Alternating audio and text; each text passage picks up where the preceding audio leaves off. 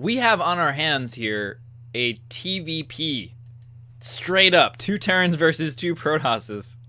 All It's right. always some kind of a mix, right? This is like we almost never get to see like one race team completely versus another. So Are we going to see a Zeratul? yeah. Let's see which commanders they pick. I'm looking at a Fenix right now. Can I click the other stuff? All right, it's paused.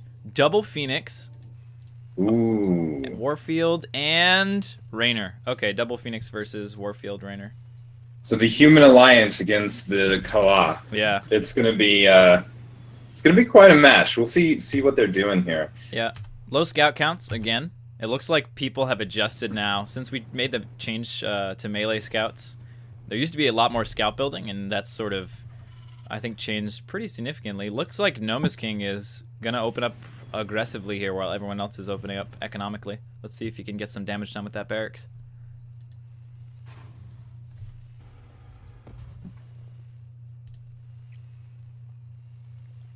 Yeah, we've got 2 expansions for blue team, 1 for red. Yellow is getting that barracks, like you said. It's gonna be tricky. He's got a minute left.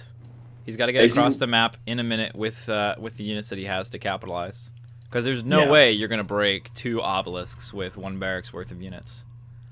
No, but it might be to deny scouting if you're going to do some kind of innovative strategy. A barracks first, in order to deny any kind of scouting, then quickly transitioning, might be the way to go. Well, he is throwing down an infantry compound. He is going to have his stim at an earlier time, and potentially +1 as well. Well, and it would be kind of cool to see Herc shenanigans. I wonder if they can abuse the terrain here. Yeah. Okay. So it looks like we've got 2 greedy openers versus a safe and a greedy. So advantage to greed. Team Blue will be in the lead entering the mid game. Granus wasn't satisfied with the systems. Yeah, he needs more suspenders. He's having serious suspender, I don't know, difficulties. Yeah, they're not quite latching on to his pants the way they're supposed to. Poor suspenders. That's what happens, man. Suspenders, they're great for a little while. And then, 10, 20, 50 years down the road, all of a sudden they don't work anymore. What garbage? What kind of durability is that? You're supposed to buy your pair of suspenders when you become a man, and then you're done, right? That's what's supposed to happen. Back in the old golden days, that's how suspenders worked, but they don't make anything like they used to anymore, do they, Coulter? No, they don't. You know what I think is great, though, is the really narrow suspenders kind of came back in style a little bit. Yeah, man, with the hipster phase, everything old came back for a little bit. It was nice. Well, I mean, it kind of is nice, right? Bell bottoms. We're still in the. Well, I mean, bell bottoms had at least 2 cycles in the fashion world, right? They had the initial '60s, and then like in the '90s for a while, early 2000s, late '90s, they came back for a bit, but it wasn't long. It was like a couple of years, and then they disappeared again. People realized. Did you have a pair of bell bottom jeans at any point in your life? No. I grew up on a farm. I had mucker boots. You had suspenders, though. Actually, I didn't. You had overalls. The closest I ever got to yes, I did have overalls. Okay, there we go. All right. Closest I ever got to suspenders was snow pants for skiing. That was yes. My snow pants often had suspenders on them as well. Well, now that Granus is done building up the suspenders, and they are in place and holding up the pants as they should. We see little Ewoks running around, little moopies. Yeah, they're not Ewoks. Yeah, they have 100 hit points and 11 armor. Apparently, moopy fur is quite tough. I don't even know why these are in StarCraft. Is there some sort of story around them? I think Kantuva is just being funny.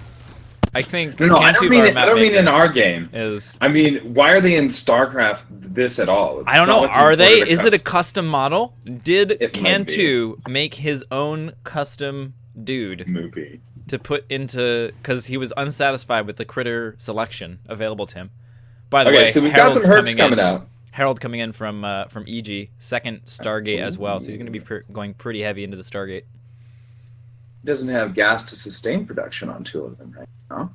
Maybe got a little eager there. People are still figuring out their time.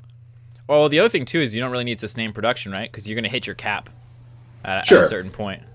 Sure, but he's not capped yet, and he has a second Stargate. It's so weird thinking about like production and getting a new set of ideas around it.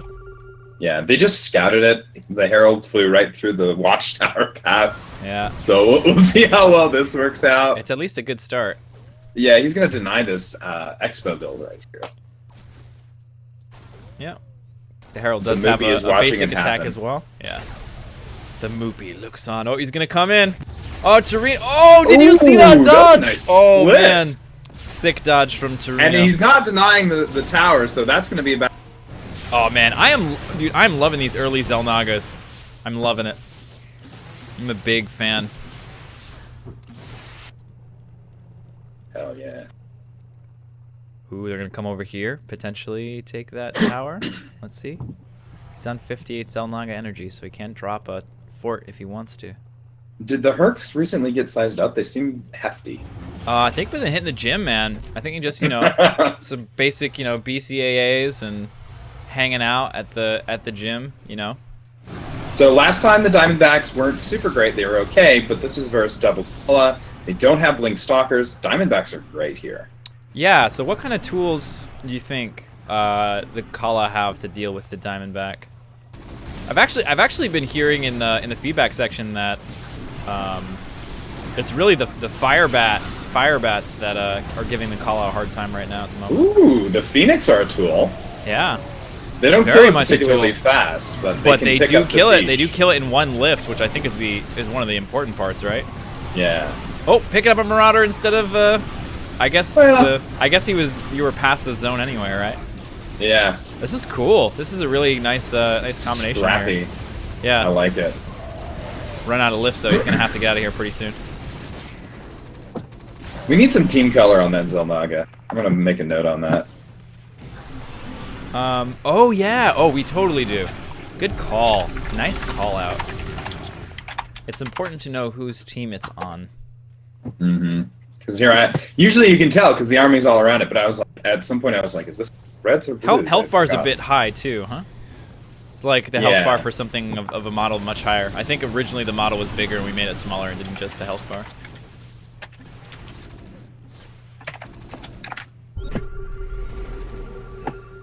I love this. The health bar lives in Washington. It's been hitting a little of that new legality week. Oh, it's high. It's feeling good, man. Xel'Naga is the name of the game here. Are they going for it again? I don't think they can until they trade in the one they currently have. Oh, no. Oh, no, they're waiting for it. Look, they have 96, 97, 98. No, you can stack them. You can stack them. Oh, are we going to get the Xel'Naga horde? Well, we're starting, man. We're getting two. EJ and Granos. It looks like we made the Xel'Naga strong enough so people are actually are going for it now. They're feeling the power of the Xel'Naga. I like it. Yeah, we've had a lot of trouble finding a good spot for it, and we have a few more designs in mind. But if this is a good spot, we may have to revisit our plan changes.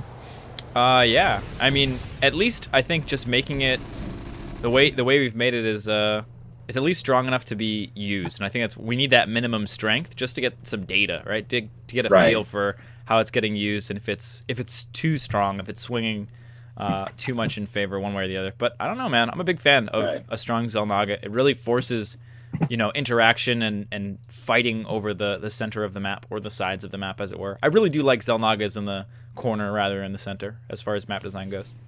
Yeah, I like to see a variety of it. I think that this stacking strategy is something I've never seen before. We'll see. Part of making the Xel'Naga stronger was removing its timed life. Originally, it was supposed to be this really powerful thing with a limited window, and we couldn't really find the right spot for it. Yeah. So we'll see. Yeah, one of the other things, too, is you used to have to fight over the Xel'Naga, but now you can summon it really quickly. And I think you may want to revisit some counterplay. Oh, wow, here we're going in the middle. We've got Storms, and we've got Hercule grabs. Hercule? That's a new one. Hercule. Steve Hercule. Really nice. Look at these zones. Look at that. Yeah. They're just very, very careful, right? Very patient, not trying to push in too far, just taking this one fortification point over here, throwing down supply call down. This is really cool. We're starting to get into the more siegey type of strategy here from Red Team. Mm-hmm. They're moving in. They're kind of pushing forward little by little and really occupying the center of the map, and that enables them to send forces up to the north and potentially take out this base. But I don't think they've scouted it just yet. You're gonna have to really get caught up in this information war.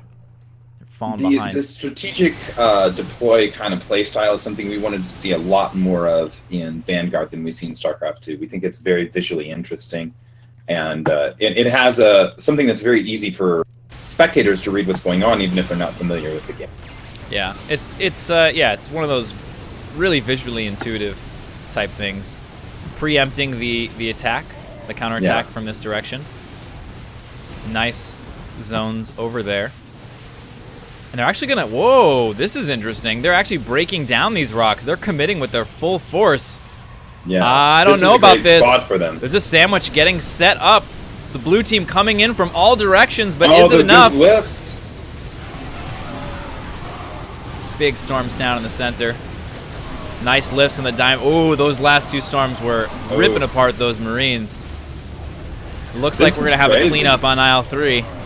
Yeah. The Fenix are playing their role, man. They're doing really good work here. It's cool because I've seen this in StarCraft 2, but I haven't seen it yet in Vanguard, using the Fenix in a more straightforward combat kind of a way, moving in, lifting, taking certain units out of the battle for a time.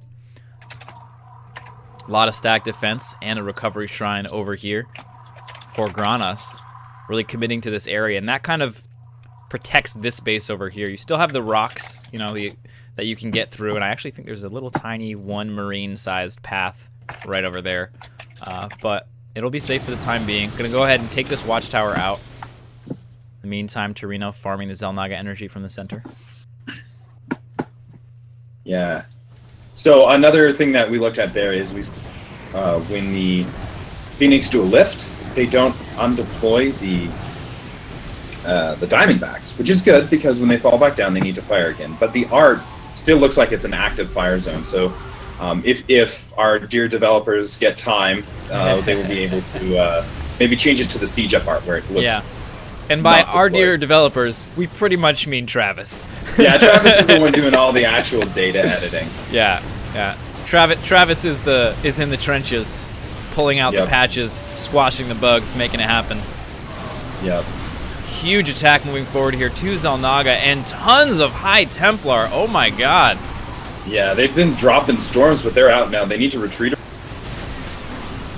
I really like the use of attacking spellcasters in Vanguard overall. And look at this. Oh, they're going to survive.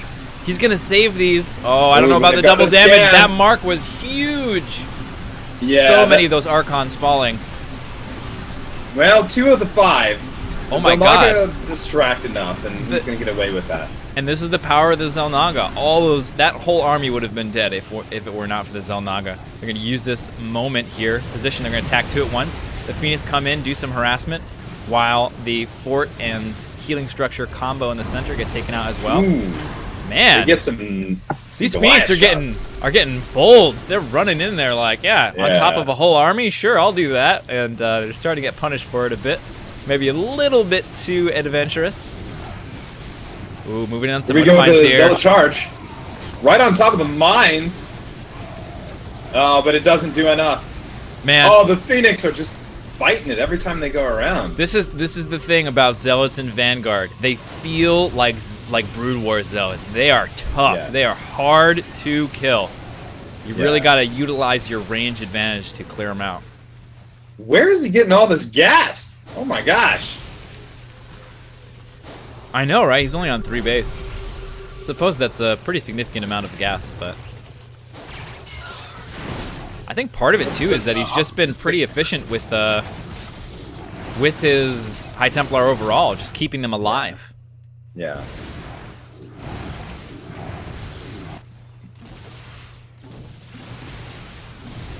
I like the Reds' persistence here. They're not letting them sit back and just sit in the middle, do whatever they want.